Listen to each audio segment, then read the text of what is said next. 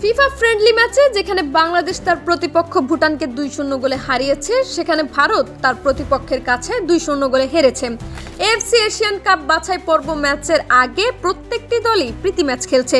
যেমন সিঙ্গাপুর আজ সন্ধ্যা 7:30 মালদ্বীপের বিপক্ষে মাঠে নামবে। ভুটান ফিফা র্যাঙ্কিংয়ে বাংলাদেশের চেয়ে এক ধাপ উপরে, ভুটান 182 নম্বর এবং বাংলাদেশ 183 নম্বর। অন্যদিকে থাইল্যান্ড ফিফা র্যাঙ্কিংয়ে 99 নম্বরে আর ভারত 127 নম্বরে।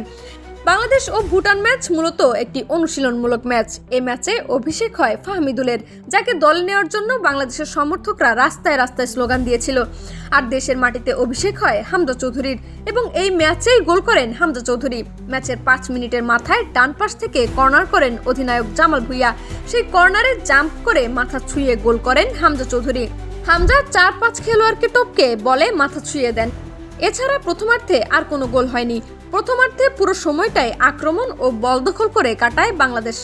ম্যাচ ছিল হামজাময়। গোলকিপারের জায়গা ছাড়া হামজা মাঠের প্রত্যেকটা পজিশনে খেলেছে। সে কারণে মাঝমাঠ থেকে শুরু করে কোথাও সুযোগ পায়নি ভুটান। দ্বিতীয়ার্ধে মাঠে নামেনি হামজা চৌধুরী ও জামাল ভুঁইয়া। কিছুক্ষণ পরে ফাহমিদুলকেও মাঠ থেকে তুলে নেয় কোচ কাবরেরা। ভুটান এবার ডানা মেলে মাঝমাঠ দখল করে নেয়। বাংলাদেশের রক্ষণ ভাগের ঘন ঘন পরীক্ষা নেয়, তবে দ্বিতীয়ার্ধের শুরুতেই ডি বক্সের বাইরে থেকে বাঁকানো শটে গোল করে সোহেল রানা। ম্যাচ শেষ হবার 2-3 মিনিট আগে বাংলাদেশের গোলকিপারকে একা পেয়েও গোল দিতে পারেনি ভুটান। অতঃপর 2-0 গোলে হেরে যায় ভুটান।